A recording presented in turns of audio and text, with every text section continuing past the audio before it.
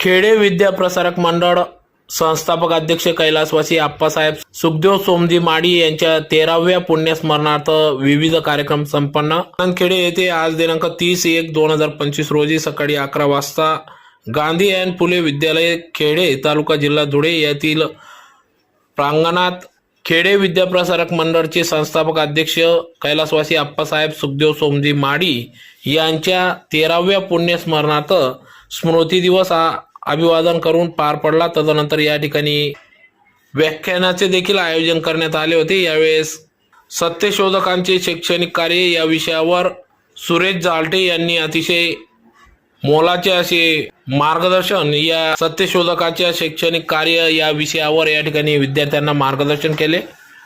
तर या कार्यक्रमाची सुरुवात प्रतिमा पूजन दीप प्रज्वलन करून करण्यात आली. तर या ठिकाणी कार्यक्रमाप्रसंगी खेडे विद्या प्रसारक मंडळचे अध्यक्षा प्राध्यापक सौ सुरेखा तीर्थदास अहिरे, सचिव प्राध्यापक तीर्थदास सुखदेव अहिरे, उपाध्यक्ष ललित अहिरे, कार्याध्यक्ष सुनील कुमार अहिरे, सदस्य मिलिंद अहिरे, सदस्या सौ प्रभावती अहिरे, सदस्या सौ रंजना अहिरे आदी संपूर्ण संचालक मंडळ यांनी या कार्यक्रमासाठी अथक परिश्रम घेतले.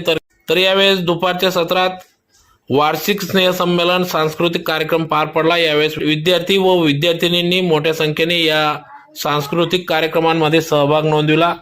नृत्य, गाणे, नाटिका या ठिकाणी सादर केले. तर या कार्यक्रमाप्रसंगी या ठिकाणी शिक्षक, शिक्षकेतर, कर्मचारी, पालक, विद्यार्थी वर्ग मोठ्या संख्येने उपस्थित होते.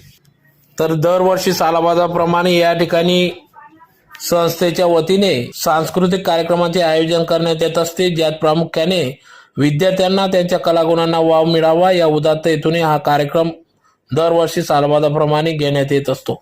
आपला आयरे साहेबांनी सांगितलं की तुम्ही संविधानाची अंमलबजावणी बघा. एकीकडे सत्यशोधकाचं साड्यांचं कार्य चालू आहे आणि 1950 पासून संविधानाची अंमलबजावणी या दोघांच्या सांगडमुळे परिणाम असा झाला की आज प्रत्येकातल्या घरातला कोणी ना कोणी नोकरीला आहे. शिक्षण जर नसेल तर शासन प्रशासनामध्ये जाता येत नाही. म्हणून शिक्षण अनिवार्य आहे. देश चालवण्यासाठी शिक्षण अनिवार्य आहे. उत्तम आणि सर्व उत्कृष्ट आणि उत्कृष्ट राष्ट्र निर्माण करण्यासाठी शिक्षण आवश्यक आहे. परंतु हे शिक्षण आता संविधानाच्या नियमानुसार जर बघितलं तर वय वर्ष 14 पर्यंत सक्तीचं आणि मोफत शिक्षण पाहिजे. परंतु आज